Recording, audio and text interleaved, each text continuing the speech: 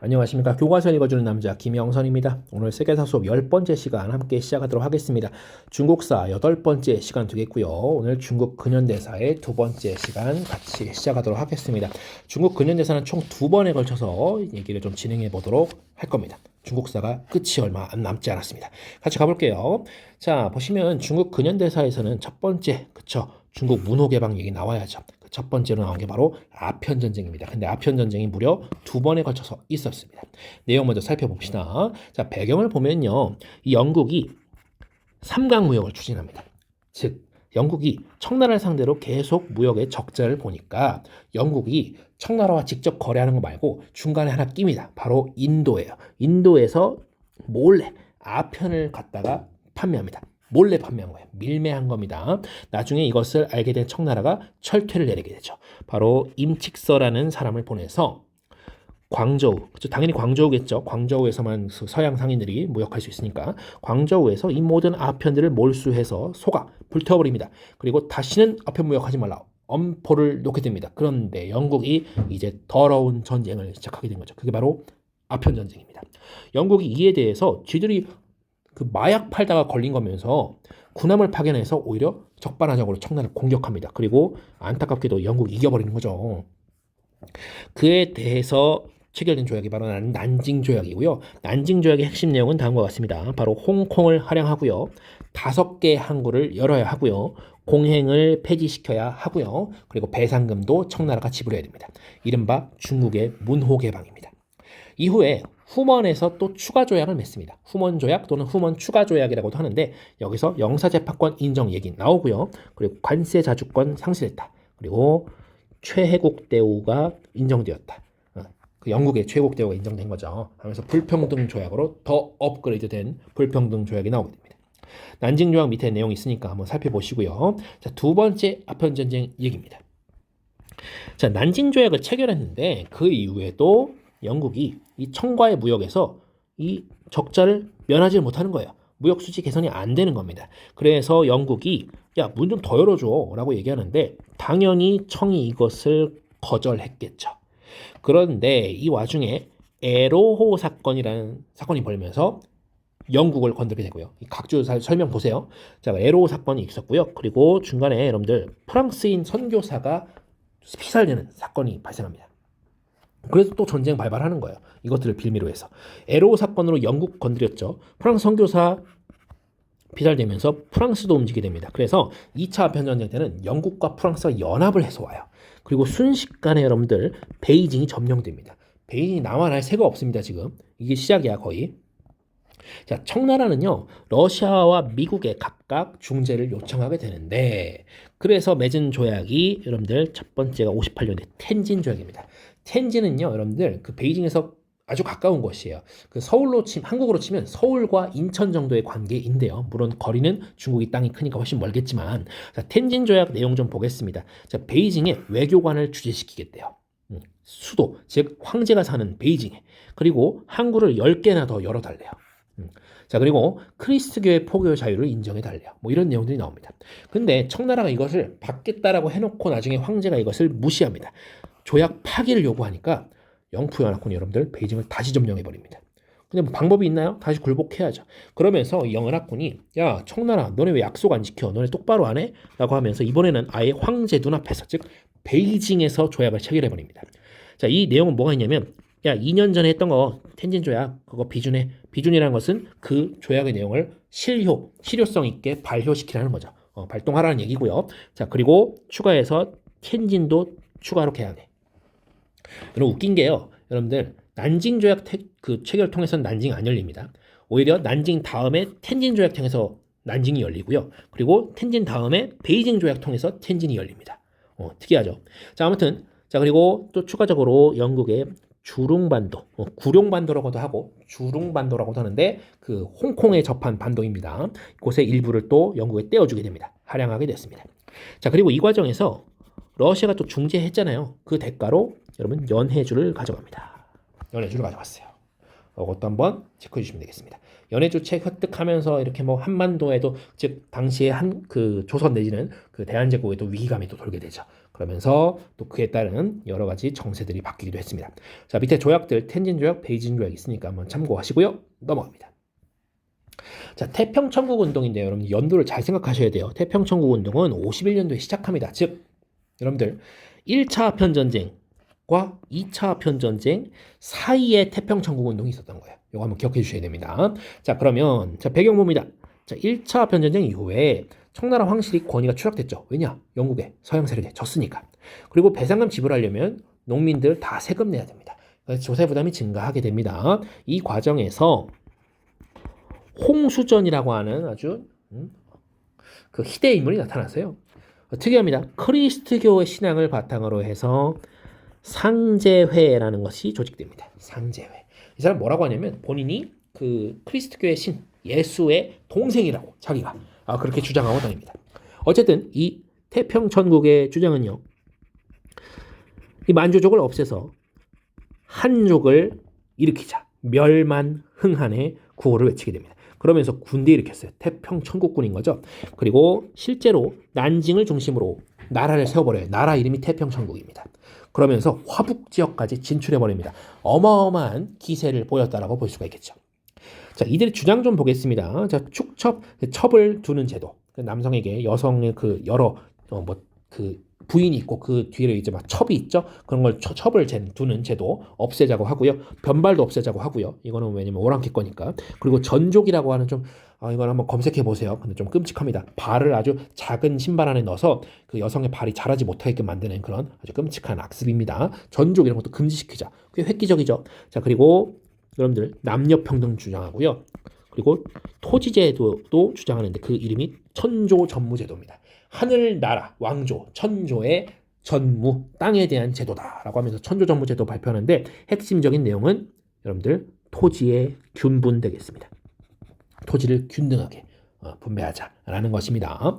자, 근데 경과를 보니까 이 단련 그리고 향용의 반격을 받게 되는데 단련 향용은 밑에 설명 써 있으니까 한번 읽어보도록 하시고요. 자, 그리고 이 서구 열강이 청나라를 지지해줘요. 그리고 나중에 이 반란군이죠. 말하자면 태평천국군의 안에서 좀 분열이 일어납니다. 내분이 일어나게 됐습니다. 자, 영향을 볼게요. 자, 한족 관료들이 이 무기를 써봤어요. 서양 무기의 그 우수성을 깨달으면서 서양 무기를 받아들이는 서양 양무 운동을 시작하게 되고요. 그리고 신의 혁명에도 영향을 주었다라고 합니다. 뭐 토지개혁 부분이나 멸만흥한의 구호 등은 나중에 신의 혁명 나올 거예요. 이따가 자, 천조전무제도 한번 밑에 내용이 있으니까 체크해 보시고요. 자, 양무 운동 가겠습니다. 자, 양무 운동 1861년부터 시작됐는데 자, 보시면 배경을 보겠습니다. 여러분들 아까 나왔던 거예요. 아편전쟁 그리고 태평천국을 진압하는 과정에서 개혁의 필요성을 인식한 겁니다. 그러고 보니 서양의 무기가 아주 강력하네. 그리고 태평천국 운동이 진압에 앞장섰던 사람들, 여러분들 증국번 그리고 이홍장 이런 사람들이 이제 한인 관료들이었는데 이 사람들이 그 양무운동을 주도하게 됩니다. 양무운동의 핵심적인 구호는요, 여러분들 중체서용 되겠습니다. 중국의 몸에다가 서양 것을 쓰기만 한다는 겁니다. 즉 기술만 갖다 배운다는 얘기예요. 마치 동도서기 같은 거죠. 자, 이들은 외교, 통상, 무역 등 서양 관련 업무를 총괄하는 기구를 설치하는데 그 이름이 총리아문입니다. 이거 나중에 조선이 배워가서 통리기무함을 만들었던 거죠. 자, 1861년에 만들고 본격화했다고 하고요. 뭐 근대식 공장 설립, 군수공업 육성하면서 예를 들어서 난징에 세워졌던 금능기기국이 있습니다. 자, 그리고 서양식 육해군 창설, 신식학교 설립, 해외 유학생 파견 등의 얘기가 있고요. 뭐 뻔한 얘기죠. 자, 결과 보겠습니다. 결과는 여러분들 이게 별로 좋은 얘기가 없어요. 한계점들이 투성입니다. 자, 중앙정부에서 이걸 직접 실시한 게 아니에요. 그래서 체계적으로 계획한 것이 없어요. 그런데 기업 활동에 대해서는 정보 간섭을 심하게 됩니다. 왜냐? 그거 하니까 돈이 되거든요. 그래서 세금을 거두려고 엄청, 그리고 그 중에서 또 얻어먹을 거 없나 하고 엄청 간섭하게 됩니다. 그리고 또 하나는 뭐냐면 중앙이 안 하면 누가 하나요? 그죠? 지방에서 한인 관료들, 뭐 진국본 이용장 다 지방 출신 관료들이잖아요. 그래서 이 사람들이 개혁을 하는데 체계적이지 못하니까 중구난방 개혁을 추진하는 거고요. 이 과정에서 자금 유용하기도 하고요. 자기네들끼리 내분을 일으키기도 하고요. 아무튼 총체적인 난국입니다. 거기다가 84년도에 청나라와 프랑스가 같이 전쟁하면서 베트남에 대한 종주권 또는 영향력을 청나라가 상실하게 됩니다. 아이 운동 이거 양나라 그 양인들의 무기를 쓰다 보면 우리도 강해질 줄 알았는데 프랑스랑 붙어보니까 우리가 지네. 근데 더 충격적인 사태가 10년 뒤에 또 벌어집니다. 바로 청일전쟁입니다. 청일전쟁에서 패배하면서 완전히 박살나게 됩니다. 아니 우리가 하다하다 그래 프랑스는 원래 서양 애들이니까 그렇다고 쳐. 근데 하다하다 일본한테도 진다고? 말도 안 돼. 하면서 중체서용의 한계를 느끼고 양무운동을 완전히 폐지시켜버립니다. 그리고 등장한 게 바로 변법자강운동입니다. 1898년도고요. 무술년이었기 때문에 1898년이 그래서 무술변법이라고도 부르는데 이제 여러분들 제도까지 변화시켜야 된다는 그런 깨달음이 생겼던 겁니다. 자, 이때 배경 볼게요. 아까 방금 나왔던 거 청일전쟁에 패배하면서 어우 이거 막 답답해 미쳐버리겠어 하는 와중에 시모노세키 조약을 체결하면서 일본의 타이완과 랴오동반도를 떼어주게 생긴 거예요. 돈도 엄청 뜯기게 생긴 거예요. 자, 물론 이거는 랴오동반도 같은 경우는 삼국간섭으로 또 돌려받게 되죠. 자, 근데 이 와중에 또 끼어드는 나라가 바로 독일이었습니다. 독일이 산둥반도를 무력으로 조차는 땅을 빌린다는 뜻이죠. 근데 힘으로 빌렸어요. 거의 삥 뜯긴 거죠. 그러면 서구 열강의 이권 침탈이 심화돼요. 열강의 거의 한 반 정도는 이미 식민지가 된 것 같습니다. 거기다가 양무운동 실패를 반성해야 돼요. 그러면서 야 이거 근본적으로 제도까지 다 뜯어 고쳐야겠다라고 하는 그런 필요성을 절감하게 됐다는 겁니다. 이것을 주도한 것이 바로 여러분들 캉유웨이 그리고 량치차오 등의 학자들이었습니다. 개혁적 지식인들. 여러분들 이들의 사상의 기저에는 그렇죠. 공양학이 있었습니다. 공양학 한번 체크해 주시고요. 우리 전에 했어요. 공양학. 그렇죠? 변법장항운동의 사상적 기반이 되었다. 한번 찾아보세요. 알겠죠? 자, 그리고 나서 여러분들 이들은요. 당시 황제였던 광서제의 신임을 얻어서 추진을 하는데 자, 광서제 신임을 얻어서 즉 황제의 신임을 얻어서 추진을 하는데 자, 어떤 내용이냐? 일본의 그렇죠. 일본이 메이지 유신으로 컸잖아요. 그것에 대해서 보고 배우자라고 해서 정치 제도까지 다 갈아치워보자. 개혁의 중심기구 제도국을 설치하게 되고요. 자, 그리고 심지어 입헌군주제도 추진하게 됩니다. 황제가 있는데, 그렇죠? 그리고 관리 선발제 변화를 추구하는데 과거제 없애버렸다는 얘기입니다. 그리고 새로운 교육, 새로운 학교 뭐 이런 거 얘기하는 거죠. 상공업 육성 등 근대적 개혁 추진, 뭐 뻔한 내용이고요. 자, 근데 이 광서제의 뒤편에 사실 이 보수파가 있었습니다. 이 광서제를 이 추락펴락하는 사람들이었던 거죠. 바로 보수 세력 서태후와 그리고 위안스카이라고 하는 사람입니다. 이들 등의 보수파 관료들이 이 개혁을 싫어하죠. 그래서 반발하는 겁니다. 반발해서 이게 실패하고요. 이것이 여러분들 100일 만에 끝났다 그래서 100일 찬화라고 부릅니다. 변법자강 운동이 여러분들 다 보시면 한 해밖에 안 하잖아요. 한 해밖에 없으니까 아 정말 짧았겠구나 라고 하는 것이죠. 자, 변법자강 운동 논리 한번 읽어보시면 좋을 것 같고요. 정관잉이라는 사람이 성세위원회에서 썼대요. 자, 의화단 운동 가도록 하겠습니다. 자, 변법자강 운동 실패하고 나서 바로 이듬해 의화단 운동이 일어나는데 자, 열강의 이권이 침탈 심화되고요. 이권 침탈이 심화되고 철도나 크리스트교가 확산되는데 당시에 중국인들이 이것을 그 서양의 그 어떤 대표적인 것으로 봐. 특히 철도 같은 경우는 여러분들 그 약탈을 위한 도구로 받아들여졌기 때문에 뭐 이동의 편리성 이걸 도모하는 거다 이런 게 아니라 약탈의 도구로서 여겨졌기 때문에 이 외국에 대해 배척하는 감정이 즉 배회 감정이 매우 고조되게 됩니다. 특히 여러분 산둥성 지역에서 농민들을 중심으로 또 나왔어요. 또련교예요. 백년교 계통의 비밀결사 그쵸? 의화단이 조직됩니다. 자, 그래서 전개 과정 보면요. 산동 지역에서 의화단 봉기했고요. 자, 그리고 부호가 되었습니다. 자, 부청멸양 되겠습니다. 여러분들 태평천국은 만주족을 없애서 한족을 흥하자 일으키자라는 건데 이 화단은 부청멸양 청나라를 부양해서 양놈들 즉 서양을 멸하자라는 얘기입니다. 구분할 수 있겠죠. 자, 이들 크리스트 교회와 철도를 파괴하고 다니고요. 베이징 외국 공간을 습격합니다. 그래서 이 청나라 정부에서 이거 처음에 엄청 좋아했어요. 그래서 봉기 초기에 청나라 정부에서 이것을 후원해 줍니다. 왜냐? 이 외국놈들 다 없애버리고 싶거든. 그런데 이권을 이미 차지하고 있던 8개국의 연합군 많아요. 이들이 의화단을 진압해버리고요. 야, 너네 얘네 왜 지지했어? 하면서 베이징 또 점령합니다. 그러면서 결국 또 신축조약이라는 조약이 체결되는데 다른 이름으로는 베이징 의정서라고도 하고요. 이 1901년이거든요. 이게 신축년이에요. 그래서 신축조약이라고 부르기도 합니다.